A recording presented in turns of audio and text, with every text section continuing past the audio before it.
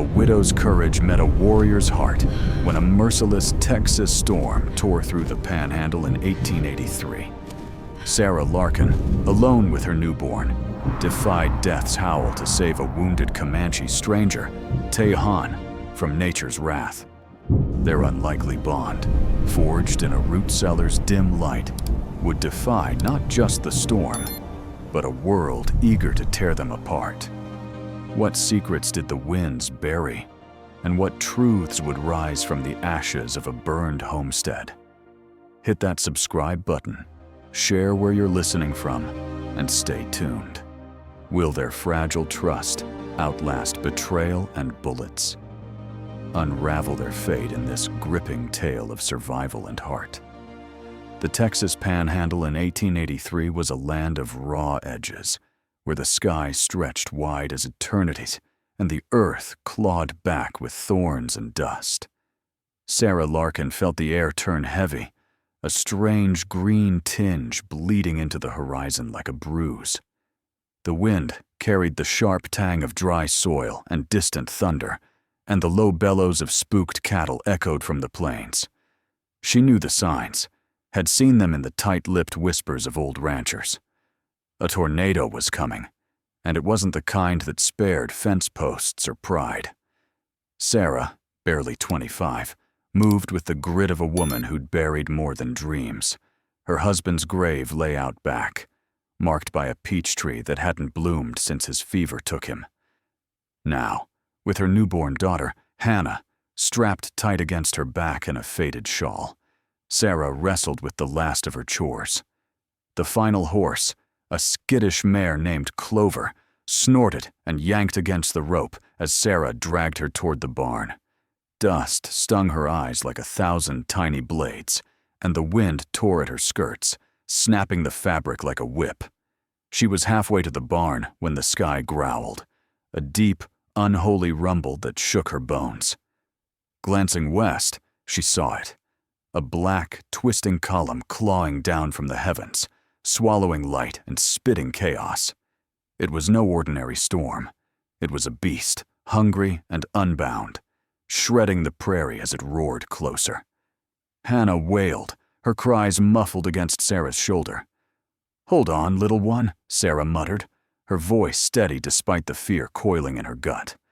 She tugged harder on Clover's rope, but the mare reared, eyes wild, hooves slashing the air. Then she saw him. Near the splintered fence line, half buried in dust, lay a man. Motionless, sprawled face down, his dark hair tangled with mud and blood. His chest was broad, clad in tanned hide, a string of beads and feathers matted against his neck. A Comanche warrior, by the look of him, blood seeping from a gash across his chest, staining the earth red. One arm twitched faintly, alive, but barely. The wind screamed louder, the funnel cloud now a towering shadow, chewing up the land in its path. Sarah froze, her heart pounding like a war drum. Clover yanked free, bolting toward the scrub oaks. Hannah's cries pierced the air. She had seconds to choose. "Lord, don't make me leave a soul out here," she whispered, her breath catching. She dropped the rope, the mare vanishing into the haze, and ran to the stranger. He was heavy, a dead weight of muscle and bone, taller than her by a head. She crouched low, hooking her arms under his shoulders, and pulled. Her boots sank into the churned earth, her legs burned, and the wind clawed at her like a living thing, trying to rip the man from her grasp. "Come on, damn you," she hissed, dragging him across the yard, past the swinging gate, toward the root cellar beneath the barn. Her braid unraveled, hair lashing her face, dust blinding her. The tornado's roar was deafening now, a banshee's wail that rattled her teeth. She stumbled through the cellar door, hauling the stranger inside just as the storm slammed into the world above. The wooden door shuddered, hinges groaning as if the wind itself wanted to tear it open. Inside, the air was damp and cool, lit only by a flickering oil lamp in the corner. Sarah collapsed beside the man, panting, her face streaked with mud and sweat. Hannah's cries softened to whimpers. The stranger lay still, his chest rising shallowly, blood pooling beneath him. Sarah unstrapped Hannah, setting her gently in a crate padded with straw, then turned to the man. His wound was deep, jagged, maybe a bullet, maybe shrapnel. She grabbed a flask of whiskey from a shelf, ripped a strip from her petticoat, and pressed it against the gash. "Stay with me," she muttered, pouring a splash of liquor over the wound. He stirred, his eyes fluttering open, dark, sharp, like a hawk's. "Why? Help me?" His voice was rough, broken, each word a struggle. Sarah met his gaze, her hand steady despite the chaos above. "Because you're breathing," she said, "and I've lost enough already." The storm raged on, but in that dim cellar, a thread of trust was born. If this tale of grit and heart pulls you in, hit that subscribe button. It keeps stories like Sarah's alive. Share where you're listening from. I'd love to know. Will the storm bury their secrets or forge something stronger? Keep listening to find out. In the root cellar's damp shadows, the world above screamed its fury, but below, time slowed to the flicker of an oil lamp. Sarah Larkin knelt beside the wounded Comanche. Tahan, her hand steady as she pressed a whiskey-soaked rag against his chest. The air smelled of earth, blood, and the faint burn of liquor. Hannah, her infant daughter, lay in a straw-lined crate, her whimpers fading into soft breaths as exhaustion won. The tornado's roar shook the earth, a relentless beast clawing at the cellar door. But Sarah's focus was singular, keeping this stranger alive, though she couldn't say why. The wound was ugly, a jagged tear through muscle, likely from a stray bullet or splintered wood. Blood seeped through the rag, warm and stubborn, but Tahan's chest still rose, shallow and uneven. Sarah tore another strip from her petticoat, her fingers trembling not from fear, but from the strain of holding life together. She poured more whiskey, the sharp sting cutting through the musty air, and bound the wound tight. His eyes, half open, glinted like obsidian in the lamplight. "Stay with me," she whispered, more command than plea. His lips parted, but no words came, only a faint groan as he slipped back into darkness. Hours passed, or maybe days. Time blurred in the cellar's gloom. The storm's howl softened to a low moan, then silence. Sarah's knees ached from kneeling, her arms heavy from cradling Hannah and tending Tahan. She checked his pulse, faint but stubborn, and fed Hannah from a small jar of milk she'd kept in the cellar. The lamp flickered, its oil running low, casting long shadows that danced like ghosts across the dirt walls. Sarah's mind wandered to her husband's last days, his fevered gasps under a merciless sun.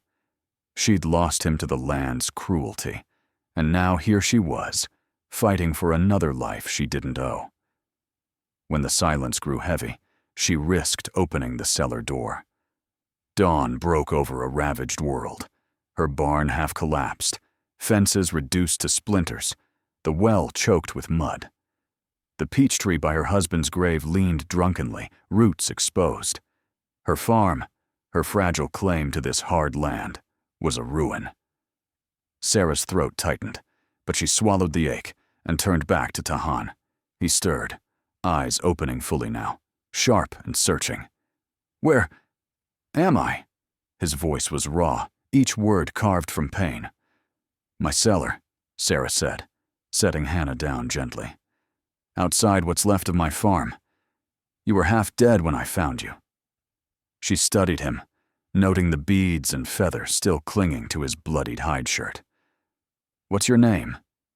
He hesitated, as if weighing the cost of truth. "Tahan," he said finally. "Son of a chief, Paulo Duro." His eyes darkened. "I ran from Fort Elliott when the storm hit." Sarah's breath caught. Fort Elliott meant soldiers, bounties, and nooses. Harboring a Comanche fugitive was a death sentence, plain as day. She'd heard the stories, raids, reprisals, bodies left for buzzards.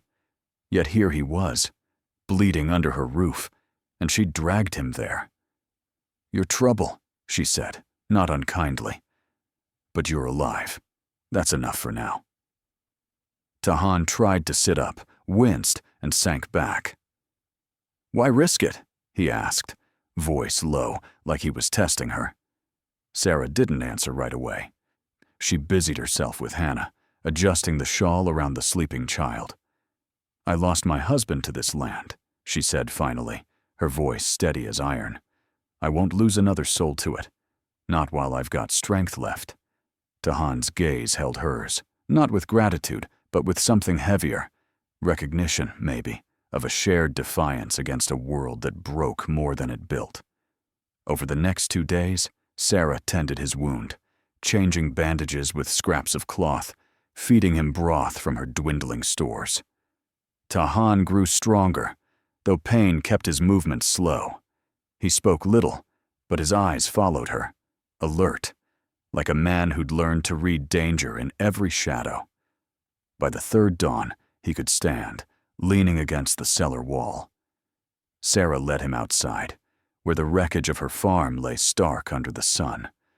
The barn's roof sagged like a broken spine, and the well was a muddy grave. Tahan surveyed the damage, his face unreadable. "Your land," he said. "It's fought hard." "So have I," Sarah replied, her voice edged with grit. She handed him a shovel, half expecting him to walk away. Instead, he took it, his hand steady despite the wound. They worked in silence, clearing debris, prying boards from the ruined barn. The Texas sun beat down, merciless, but together they carved order from chaos, a widow and a warrior bound by a storm's strange mercy. The Texas sun burned high, casting no mercy on the scarred earth, where Sarah Larkin and Tahan toiled. Their silent pact, born in the cellar's shadows, now faced the open sky, a landscape of splintered wood and churned dirt, where every broken board mocked Sarah's fragile hold on her land. Tahan, still favoring his wounded side, drove the shovel into the mud-clogged well, his movements deliberate, like a man who'd learned to measure strength against pain. Sarah worked beside him, prying nails from salvaged planks, her calloused hand steady despite the ache in her shoulders. Hannah slept in a sling tied to a nearby post, her tiny breaths a quiet rhythm against the day's heat. The farm was a battlefield, its wounds fresh from the tornado's wrath. The barn leaned like a drunk, its beams cracked but stubborn. The fence line was a tangle of wire and splintered posts, and the well, their lifeline, coughed up more mud than water. Sarah's pantry was near empty, flour and beans enough for a week, maybe less. She didn't speak of it, but the weight of survival pressed harder than the sun. Tahan, sensing her silence, worked without complaint, his hands deft as he cleared debris or hauled buckets of sludge. His presence was a risk, a fugitive's shadow over her land, but it was also a strange anchor, grounding her against the chaos. Days bled into each other, marked by the slow reclaiming of order. They patched the barn's roof with scavenged boards, Tahan climbing despite the pull of his stitches. Sarah rebuilt the chicken coop, her hammer strikes sharp and sure, though her eyes often strayed to the horizon, watching for dust clouds that might signal riders. At night, they sat by a small fire outside the cellar, the stars sharp as knife points above. Words were few, but glances carried weight. His, wary and searching.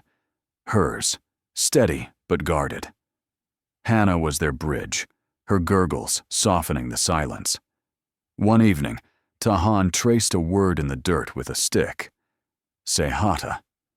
Light after storm, he said, voice low, like a secret shared with the night. Sarah nodded, her fingers brushing Hannah's hair.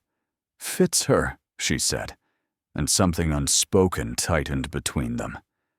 Their fragile rhythm broke on the 5th day. Dust rose on the eastern ridge, a thin plume that meant hooves, not wind. Sarah's stomach knotted as she grabbed her rifle, its weight familiar but cold. Tahan froze, his hand on the shovel's handle, eyes narrowing. "Soldiers," he said, not a question. Sarah nodded, slinging Hannah onto her back. "Stay low," she whispered, moving to the porch. 3 riders crested the hill, their blue coats stark against the brown earth. The lead officer, a lean man with a mustache like wire, reined his horse and scanned the farm. His eyes were cold, calculating, like a hawk sizing up prey. "Ma'am," he called, voice sharp as a blade. "Word is a Comanche fugitive passed this way. Tracks from Fort Elliott lead here." His men fanned out, one eyeing the well, its fresh-turned earth a giveaway. Sarah stepped forward, rifle cradled but ready. "Just me, my girl, and dead cattle here," she said, her voice steady as stone. Storm took the rest. The officer's gaze lingered, unconvinced. His second, a younger man with a twitchy hand, dismounted and approached the well, kicking at the dirt. Sarah's pulse hammered. Tahan was behind the barn, out of sight, but close enough to hear. She prayed he'd stay hidden. The young soldier crouched, tracing a boot print in the mud, too large for Sarah's. "Someone's been here," he said, glancing up. The officer's hand drifted to his pistol. Sarah tightened her grip on the rifle, Hannah stirring against her back. "I work this land alone," she said, each word deliberate. "Boots get borrowed. You're wasting daylight." The officer smirked, but before he could speak, Tahan stepped from the barn's shadow, his stolen carbine leveled. "Leave her be," he said, voice low but carrying the weight of a drawn bow. The soldiers froze, hands twitching toward holsters. The air crackled, taut as a stretched wire. Sarah's heart pounded, but she held her ground, eyes locked on the officer. "No blood needs spilling," she said, stepping between them. "The storm's taken enough." The young soldier's hand jerked, his pistol clearing leather. A shot rang out, grazing Sarah's sleeve, tearing cloth, but not skin. Tahan fired, and the soldier dropped, clutching his leg. The others wheeled their horses, kicking up dust as they fled. Tahan lowered the carbine, his face unreadable. Sarah's breath came in gasps, her arm stinging where the bullet had kissed it. They stood in the settling dust, a widow, a warrior, and a child, bound not by blood, but by a choice to stand against the storm's aftermath. Dust hung heavy in the air, a gritty veil over Sarah Larkin's farm, as the hoofbeats of fleeing soldiers faded into the Texas dusk. The wounded soldier's groans echoed faintly, his blood seeping into the dirt, where Tahan's bullet had found his leg.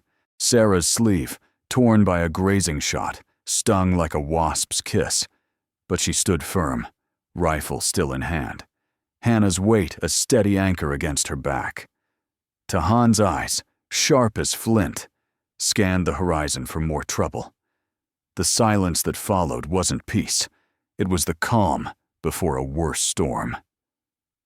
Night fell, and they retreated to the fire's glow, a small defiance against the creeping dark. Sarah boiled water over the flames, her hands moving with the mechanical grit of survival. Tahan cleaned the carbine, his fingers steady but his jaw tight, like a man who knew the cost of every shot fired.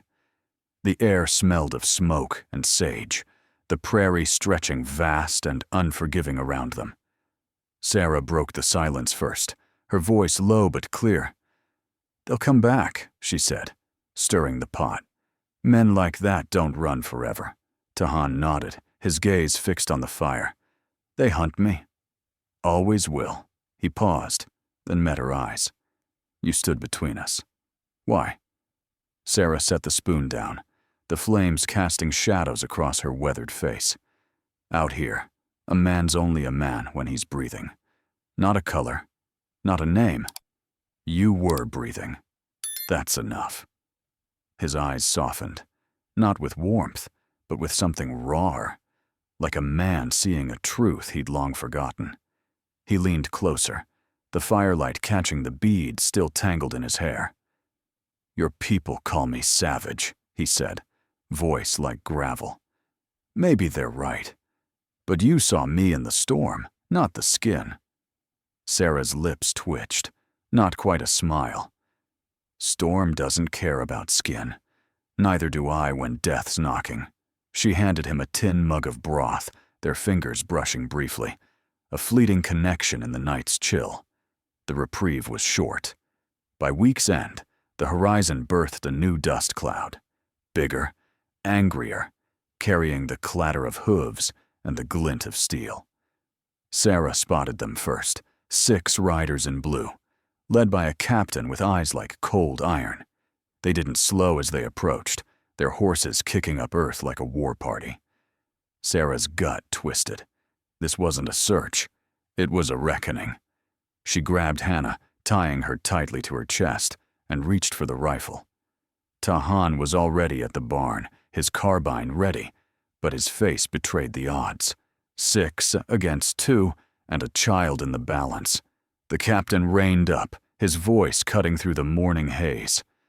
"Sarah Larkin, you're harboring a fugitive. Hand him over, or we burn this place to ash." His men fanned out, one torch already lit, its flame licking the air like a hungry tongue. Sarah stepped onto the porch, rifle steady. "This is my land," she said, each word a hammer strike. "You want him? You'll have to take me too." The captain's lip curled, and he nodded to a soldier, who tossed the torch onto the barn. Flames caught fast, devouring the dry wood with a crackling roar. Hannah wailed, and Sarah's heart pounded, but she held her ground. Tahan emerged, carbine raised, but the captain was faster, his pistol drawn.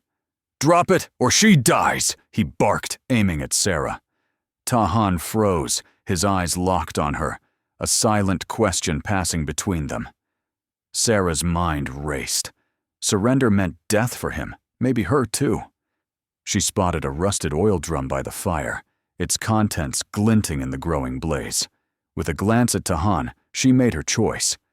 "No more blood," she shouted, shoving the drum into the fire. The explosion erupted, a blinding roar of flame and smoke that swallowed the yard. Tahan fired through the haze, dropping 2 soldiers as their horses reared in panic. Sarah lunged for Hannah, scooping her up as embers rained down. Tahan grabbed her arm, pulling her toward the scrubland beyond the farm. They ran, the fire's heat licking their backs, the soldiers' shouts fading into the chaos. They reached a gully, its walls shielding them from sight. Sarah's lungs burned, Hannah's cries muffled against her chest. Tahan scanned the ridge, his breath ragged, but his grip on the carbine steady. "They'll track us," he said, voice low. "But not tonight." Sarah nodded, her sleeve still torn, her face smudged with soot. The farm was gone, reduced to a pyre, but they were alive. In the gully's shadow, with the Texas night closing in, they faced a new truth. Survival wasn't just about breathing. It was about running, together, into the unknown. The gully's shadow gave way to a new dawn, its light spilling over the southern valley, where Sarah Larkin and Tahan sought refuge. The Texas panhandle stretched raw and vast, its hills scarred but stubborn, whispering of older days when Comanche hooves thundered free. Here, in a hollow cradled by cedar and sage, a clear stream carved a path through the earth, its murmur a rare mercy in this hard land. Sarah, with Hannah strapped to her chest, followed Tahan through the scrub, their steps silent but sure, driven by a shared resolve to outrun the soldiers' wrath. "The valley was sacred once," Tahan said, his voice low as they paused by the stream. "His people had prayed here. their songs woven into the wind before soldiers and settlers claimed the land. Now, it was their sanctuary, a place to rebuild what the fire had stolen. Sarah's farm was gone, its ashes scattered across the prairie, but her hands still knew work, and Tahan's eyes held a fire that matched her own. They set to building, scavenging cedar logs from the hills, their bark the rough as the life they'd chosen. Sarah hauled timber, her arms aching but steady, while Tahan shaped beams with a borrowed axe, his wound a dull throb he ignored. The house rose slowly, a modest frame of wood and hope, its walls leaning against the stream's bank. Sarah wove grass mats to cover gaps, her fingers deft despite the blisters. Tahan dug a shallow hearth, lining it with river stones that gleamed like promises in the sun. Hannah, now named Sehata by Tahan, light after storm, gurgled from a sling tied to a low branch, her tiny hands reaching for the sky. The work was grueling, the days long, but each nail driven, each stone set, felt like a defiance of the world that hunted them. The stream's song was their only companion, its ripple a reminder that life could flow even through ruin. Nights brought quiet, the kind that settled deep in the bones. They sat by the hearth, its fire crackling as the stars burned cold above.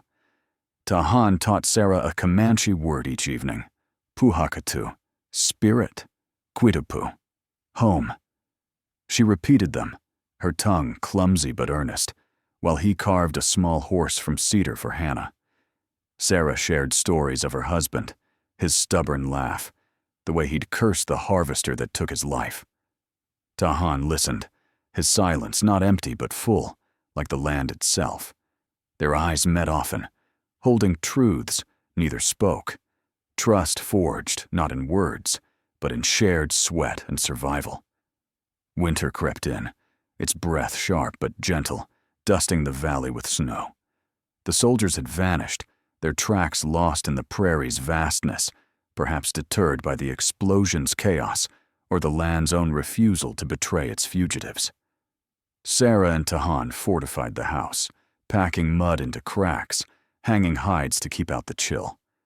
One evening, as snowflakes drifted like ash, Sarah stood by the stream, washing a tin plate. The cold bit her fingers, but she paused, watching the water catch the fading light. Tahan approached, his boots crunching softly. "If they find us," she said, voice steady, "what will you do?" He crouched beside her, his breath visible in the frosty air. "I'll stand," he said, his voice calm as the stream. "No more running." His hand rested near hers, not touching but close, a quiet vow.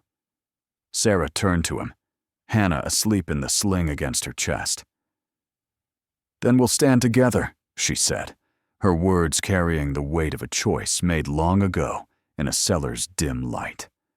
Tahan's eyes held hers, and for a moment, the world was just them. The widow, the warrior, and the child they'd both claimed.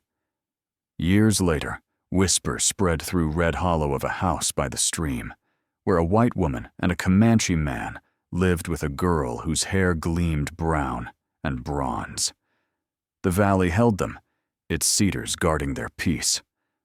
On quiet nights, a song rose, half English, half Comanche, carried by the wind. The storm took our names, but gave us back our hearts. Sarah planted sage by the door, its scent mingling with the stream's breath. Tahan carved more toys for Hannah, each one a promise of roots deeper than any soldier's torch could burn. The house stood, not grand but alive, a testament to a bond forged in fire, held by choice and sealed by a land that for once chose to shelter its own. Sarah and Tahan's tale, born in the fury of a Texas storm, weaves a thread of courage and trust that binds hearts across divides. Their journey from a battered cellar to a home by the stream speaks to the strength found in unlikely bonds. What moved you most, their defiance of the storm or the quiet vow to stand together? Drop your thoughts below. I'd love to hear what this story stirred in you.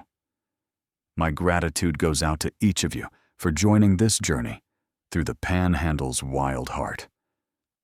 Until the next tale calls, keep the fire lit and the wind at your back.